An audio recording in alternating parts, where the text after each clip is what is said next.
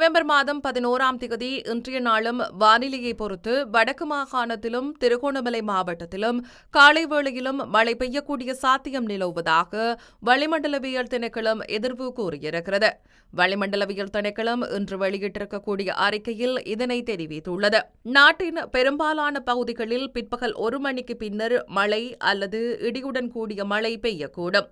மத்திய, சப்ரகமுவ, தென் மற்றும் ஊவா மாகாணங்களின் சில இடங்களிலும், அத்துடன் அம்பாறை மற்றும் மட்டக்களப்பு மாவட்டங்களின் சில இடங்களிலும் 75 மில்லிமீட்டரிலும் கூடிய ஓரளவு பலத்த மழை பெய்யக்கூடும். வடமாகாணங்களிலும் அத்துடன் திருகோணமலை மாவட்டத்திலும் காலை வேளையிலும் மழை பெய்யக்கூடும். மேல், தென், சப்ரகமுவ, மத்திய மற்றும் ஊவா மாகாணங்களிலும் அம்பாறை மாவட்டத்திலும் அதிகாலை வேளையில் பனிமூட்டமான நிலை நிலவும் என எதிர்பார்க்கப்படுகிறது.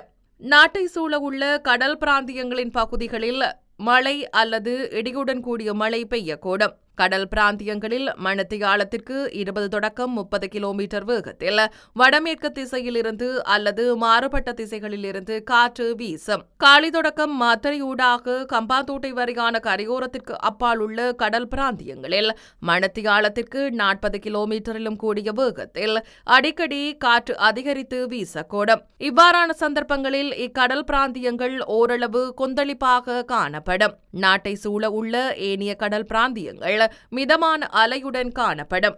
ஆனால் இடியுடன் கூடிய மழை பெய்கின்ற சந்தர்ப்பங்களில் பலத்த காற்று வீசுவதுடன் அவ்வேளைகளில் கடல் பிராந்தியங்கள் தற்காலிகமாக மிகவும் கொந்தளிப்பான நிலையில் காணப்படும். பலத்த காற்று, மின்னல் தாக்கங்களும் ஏற்படக்கூடிய சந்தர்ப்பங்களில் பொதுமக்கள் அவதானத்துடன் செயற்படுமாறு கேட்டுக் கொள்ளப்படுகின்றனர்.